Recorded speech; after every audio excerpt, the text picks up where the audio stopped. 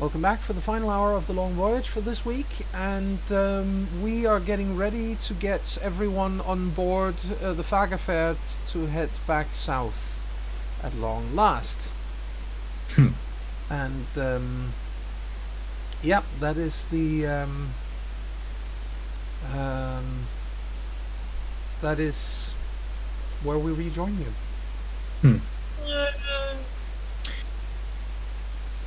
As we're getting on board, I think somebody says, listen, maybe, I know it's valuable, but maybe we should consider giving this second black cat pelt to the captain. I mean, it'd be quite impressive for someone like him to have something like that.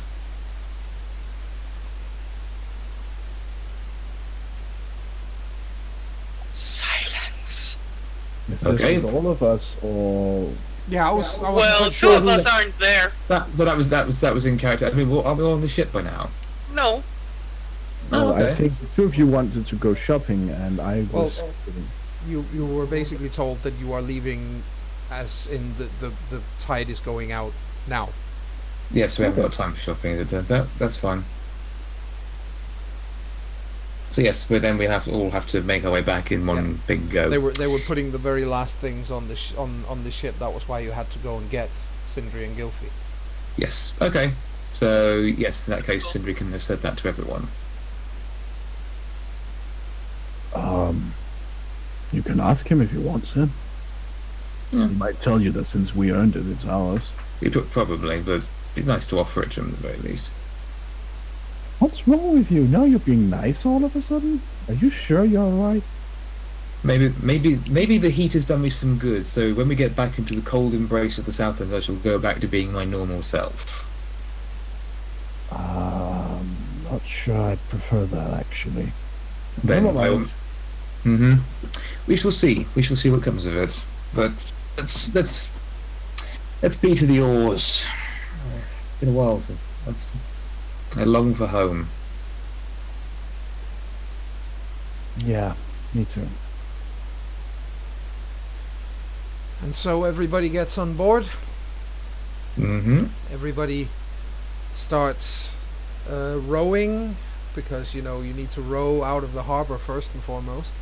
Yes. And then, as soon as you are far enough out to sea and there's any kind of wind, the mast goes up and the sail goes out, and the Fagerfeld starts shooting through the water at a beautiful pace, and all is, I'm tempted to say, all is right with the world, except it doesn't sound like all is right for the world, with the world for Gylfi at least. But yeah, you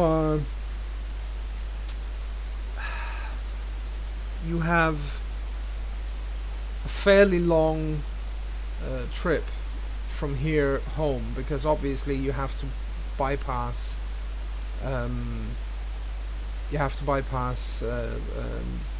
Tearglass on the way, so it's quite a long trip from where you are. But after about a week, but about a 10-day at sea, you hit a fog bank. Oh, not this again. We're about to say the same thing. And But yes. you're not the only ones with that reaction, because fog out in the middle of the ocean is rare enough as it is. But everybody here, with the exception of the 3 new crew members, have all everybody here has they've all experienced what it's. Yeah. I mean, the point was that we went through fog when we ended up at the plane of the Convocation, and we went through fog when we encountered the Phelan plague ship. Yeah. So I suspect, out of character, this explains partly how we're able to journey to these distant lands so quickly. But you never know. So yes, we hit the fog bank. You hit the fog bank, yes. Thordy immediately throws the bones to see what's going on. And in fairness, though, when you went from Tearglass to the Lotus Empire, even with the trip through the fog bank, it took you a very long time. That's true. Yeah, wasn't it up against a month or two? Several, yes, several well, months. I mean, the point was that we were practically out of water by the time we got there. Yeah, So exactly. yes, but Frothy threw his bones. Yeah, Frothy throws his bones, and they land in pure nonsense. There's no sense to it. You've never seen them land like this. You have no way of interpreting what it means. It's like you just threw a small handful of pebbles on the ground and nothing more than that. You can't make sense of it at all. He groans in frustration. Why do I even try with you? Something wrong? I threw the bones and they came up nonsense. Oh. Well, at least it's not certain death this time. Captain, land! And then What? just that was as you fast. say that, there's this feeling that the keel slides up over sand. Oh no. What Oh. now? Oh, I hope this is not what I think it is. So you are on a shoreline. Mm-hmm. What do you do? Await orders. Well, the captain looks around and says, "This looks ominously familiar, doesn't it?" Oh, I Yeah. don't want to be here. No, I don't If think this any is of the us planes do. again, I don't wanna. If we've come here again, it might be for a reason. I don't think you ever come here without some kind of reason. No, but have you ever Especially heard? not twice. If I say no one has ever come here twice. I mean, you know we can just sail away. Yes, and that's exactly what I'm going to try to do. Because if there is a reason why we're here, we're gonna end up back here anyway. That's a good point. Yes. So let's push away from shore, row into the, nice and quiet like into the mists, and then and I'm just happy that our newcomers don't have any questions about it. they are confused, but they follow orders because they realize that they are the new members of a crew that have gone through a great deal together, and this might not be the best of times to ask a lot of stupid questions. Hmm. So they If Rana looks like a big question mark too, Ilda will look at her and explain, briefly. Last time we went through an ominous fog, we came upon a Valen ship that bore plague. The time before that, we ended up at the plains of the Convocation. powers, that's horrific. That is why we do not like weird things we find in the fog. Don't blame you. That sounds really. Yeah, she falls quiet and doesn't say anything else because obviously this is, a serious situation. And she, as you push away and everybody sits down to row anyway, you make it into the fog. And suddenly you're almost sure you can see another ship in the fog. It again. You're almost, but it's not close enough for that. But you're not the only ones who see it, and it does look like a Southlander ship at first. And then you see another silhouette of a ship. Much larger. But it slides at a different angle, so it's not going to collide with you, and it's not going to intercept the other Southlander ship out there.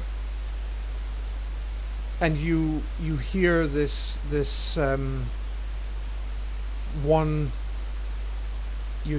one sentence in hanging on the wind, sort of. Drifting through the air towards you from the Southlander ship, and it's spoken in Southlander. It says, "Captain Aki, I think they're gone." And that's all you hear. Captain what? Aki. You think they're gone? I think they are gone. Oh, Is that coming from the other Southlander ship we hear? Or Snake, Yeah, I rather? think so. Yes. we know our Captain Arky. And then the mists part, and you have open seas in front of you. And just as you leave the fog bank, you can hear screams behind you. Very faint. Oh. They're very, very faint, but you can hear screams behind you. Sounds like someone went ashore. Who is Captain Arky? Don't know. But whoever he clearly wasn't very wise. Well, neither were we the first time we went to that place. No, but then I suppose we had some help. We had luck on our side, I suppose. Were they even really there? I mean, the fog dissipated and They were we couldn't gone. see them. They were gone. Was this a vision? Maybe weird things have happened. As you look, Did it- as you look around, the fog is dissolving very rapidly. There is no coastline to be seen anywhere. You're on open sea. You know, Frothy, I am somehow really happy I have nothing to do with magic. Right This now is I just understand you. creepy. But that kind of magic is not something mere mortals can do. And I as believe you. as you say that, the bones that you cast in the bottom of the ship, they tumble, rearrange themselves, and come out showing home, safety, and revenge. I like the first two. Now you're useful again, he says to the bones. Ilva looks at the bones. No longer jibber jabber. No longer jibber jabber. He picks is them it up now? and makes his way to the captain. Hey, I'm curious. Not fair, just leaving. The I'll tell you captain. later. The captain looks at you and is like, "Yes, what, Freddy?" Well, I tossed the bones when we went into that, and they came up jibber jabber. But they rearranged themselves as soon as we came out, Right. saying home, safety, and revenge. Those are 3 words I like. Now, me too, I thought you'd like to know. Yeah, I really like that. So, yeah. Ilva's flailing somewhere behind Frothy. Flail, flail. I do think we should expect little else to go wrong on this journey, but I'll, of course, keep tossing the bones daily. Of course.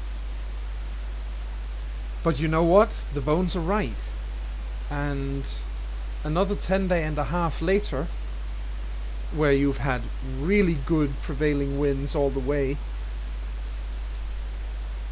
you actually passed through the teeth of the great wolf. Woo! Which of course means that the moment you're through there, you are in Southlander waters. And At this point, Ilva is jumping from one foot to the other.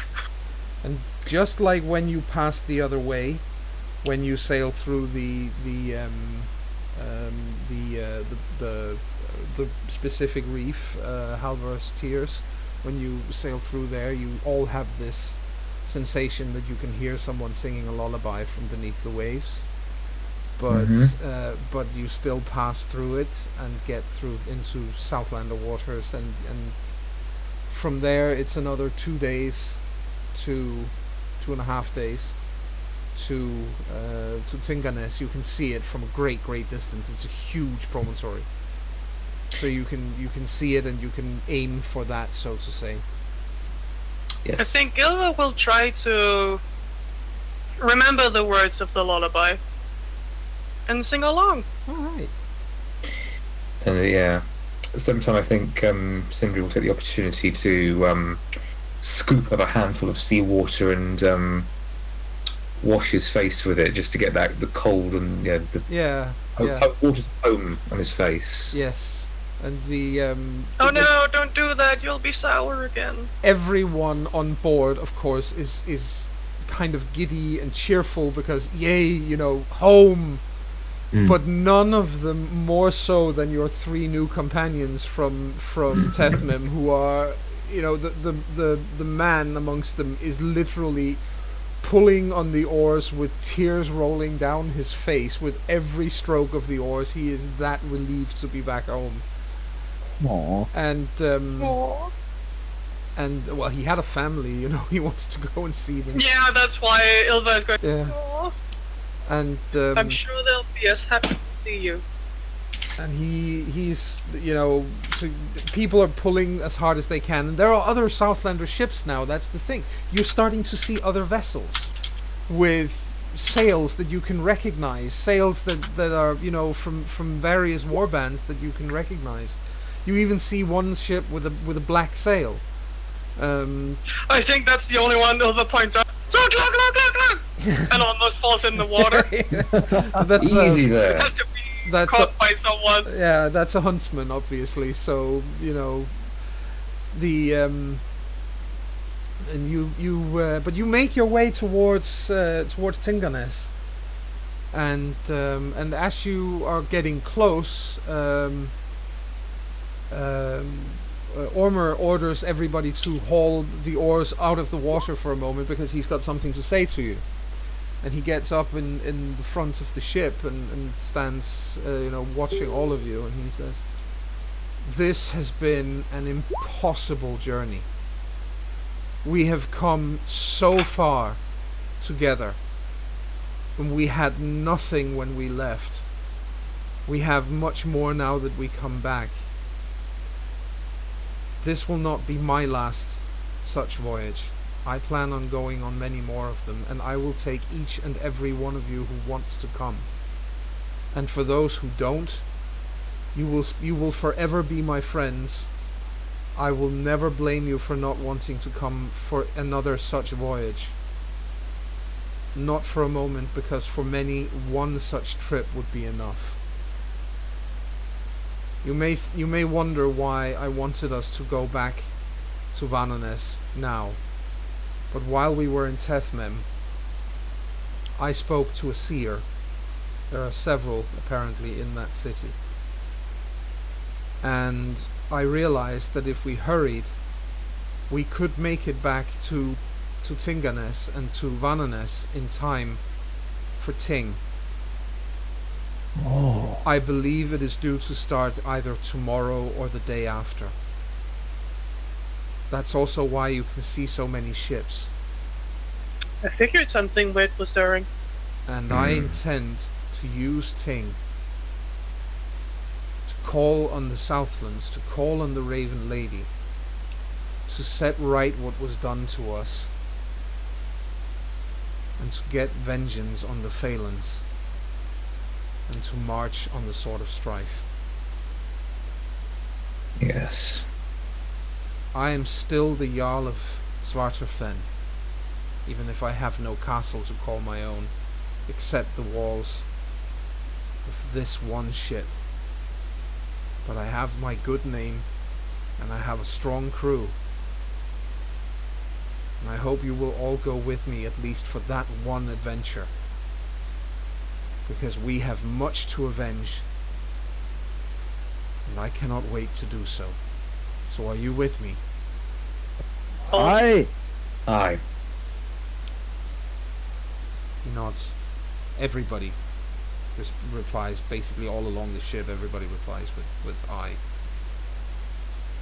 And he nods and says, "Well then, boys and girls, let's get some oars into the water. Because, quite frankly, if I have to go another day without a mug of mulled mead and the smoke from a peat stove, I'm gonna go out of my mind. I need those things right now. So let's go and find them, shall we? You could say you're positively tingling for them, Captain. Absolutely. Absolutely. I'm still the same. Ulva. Ilva tries to shove him in the water. Be gone, demon! So he lets you all get back to rowing, and a while later, obviously, your ship is pulls up on the gravel beach below the bluffs of Tinganes, and of course, the point of this is people are looking at you because your ship is still flying. You know, the sail that is obviously taken down before you hit the beaches, but your sail has been seen, and as far as anybody knows, Kjørborg is gone. Kjørborg is gone. So the fact that you're coming in there with under the colors with the white and orange stripes, everybody is looking. It's like, what? That can't be right. And then when you go ashore and people realize who it is, there is at first just a couple of people who cheer, and then more people arrive to see what it is, and by the time you're all marching up that long path leading up from the gravel beach and up towards Vananes itself, you are bathed. Out of there, yeah. You are bathed in sound from people cheering and shouting and roaring for Kjørborg. Ilva is looking around a little confused while she's taking gravel out of her clothing. Because she probably made her grand entrance of falling flat the second she got Probably off. she probably did. Good thing that the captain was the first person ashore and not you, or the whole look would have been ruined. Yep. What is going on? They're cheering for us. Why? Because as far as they know, we just came back from the dead. Yes. Well, when you think about where we've been, that's probably right. Oh, they will hear many a story, I'm sure. So you get up to behold the walls of Vananes, and it's not a lie what everybody has been saying. You've seen the walls of Caers Maragade. You've seen the walls of the imperial capital in the distance, for that matter. You even saw the walls of Kepa, and you've seen the walls of Tetmem, for that matter. And Vananes looks provincial by comparison. It's a small place, but at the same time, it's undeniably Southlander. Yes, it's familiar architecture. Exactly. Despite everything they've seen, Ilva just stops, stares at it, and then just goes in a dreamy tone. This is magnificent. I figured you'd like it. The walls, or the gates, the large gates leading out to towards Tinganes, open when you get close. And it should be said, of course, that while the city itself looks provincial, there is a camp next to the city that's grown up around the city of people arriving for Ting, which means that the city is several times larger than it normally is. Oh, it's like a tourist city that grows several times its own population in tourist season. Exactly. And so the place is much larger than it would normally be, but the city itself isn't. I mean, the city itself at this time holds somewhere between 5,000 and 6,000 people. That's all, But you do get in, and you can see the roof of the great temple. You can see that clearly because it's the tallest single building in Vannes. You can also see the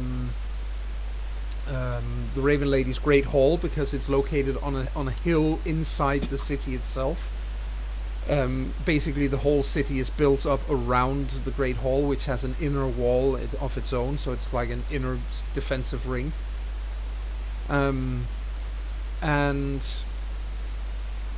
there is a moment of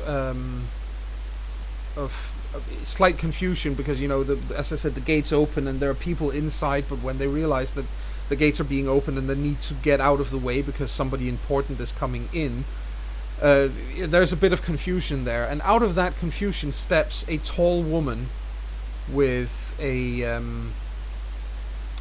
black cloak around her shoulders, a huntress. It's not the Raven Lady herself, it's a huntress. She Idol walks, right there. sorry, what? Idol right there. Elva has big eyes. And she comes over towards the rest of you and says,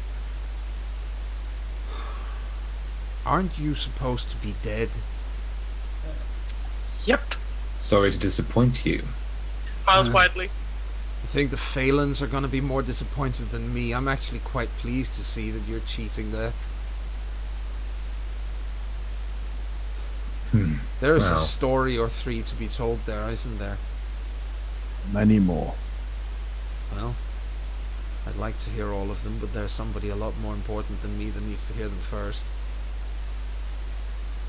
Well, Who the Well, elbows Ilva? then by all means, let us go and Elva see looks her. like she might faint. So Then by all means, let us go and see her.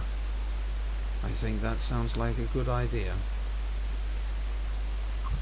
She and her crew basically flanks two columns, flanks your crew, so they hold.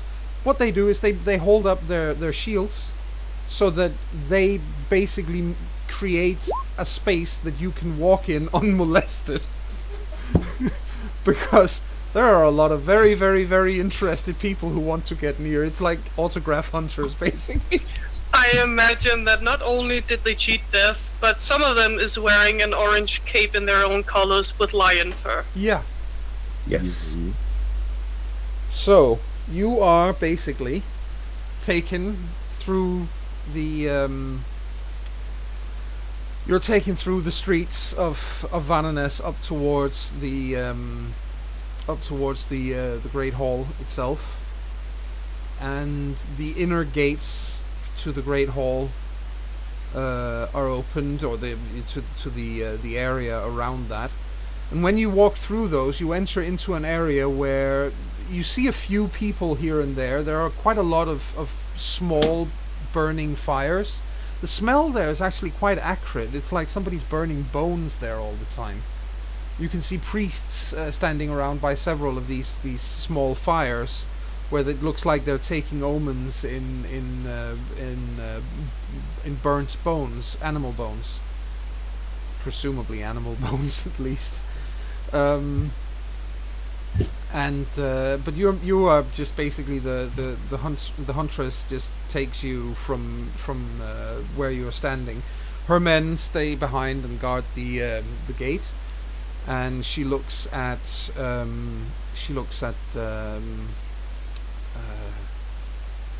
Ormer and says, "Not all of you at the same time.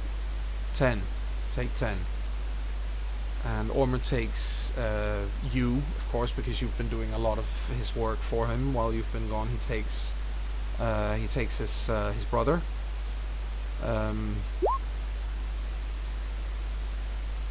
And he takes what's his face? I just need to check one quickly here, because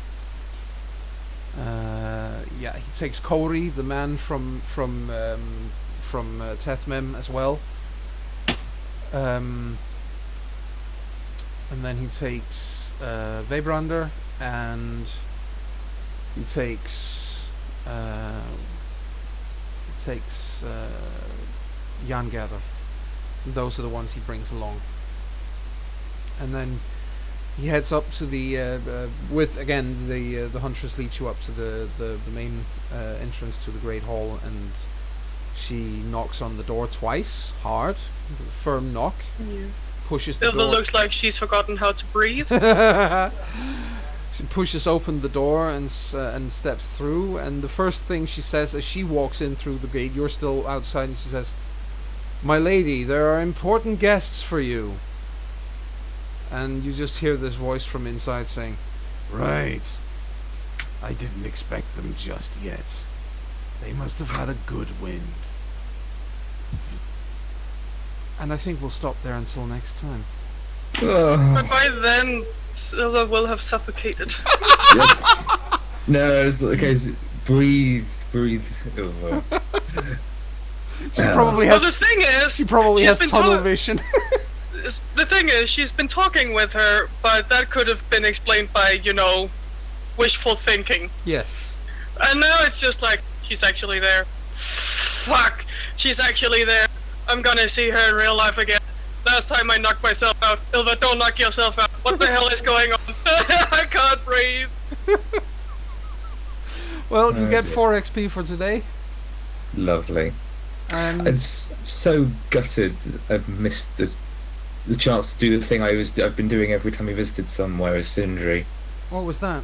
I forgot to give someone one of the Southlander metal bodkin arrowheads. Oh, right, yes. Oh well. To be fair, if I kept doing that, You at some could have point, you could have given one to Injeri before she left if you wanted to. yeah, That would be, probably. that would be that'd fun. be the thing. Yeah. We'll just pretend that happened. Yeah. And oh well. But yes, 4 XP. I shall spend one of those points having broken Leonine, even if I'm never going to speak it again, because Oh, what? it's only right. Broken Leonine, the language of the Lion Coast. Yes. So, yep. And for the listening audience, please do join us next week for more The Long Voyage. After all, as I said in the beginning of all this, we are now back to a weekly schedule. Yes. We are coming up on the end game of this campaign. That should not come as a surprise to anyone, really, but that is in fact the case. And we have started preparations for the next campaign following on this one, which is going to be a Changeling the Dreaming campaign set here in Copenhagen, where some of us live. Yes. So there will be weekly reminders of that until we are actually ready to get going. But yes, by all means, please do follow that one as well when we get started on it. I do think it's going to be a really fun campaign. It's going to do some things very differently from what you've seen in campaigns so far on CharismaToAC.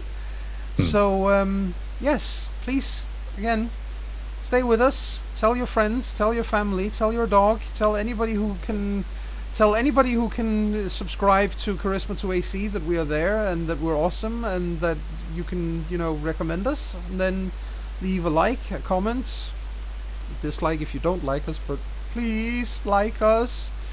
And on that note, I think we've got everything covered from here, so bye. Bye bye. Bye. Boy.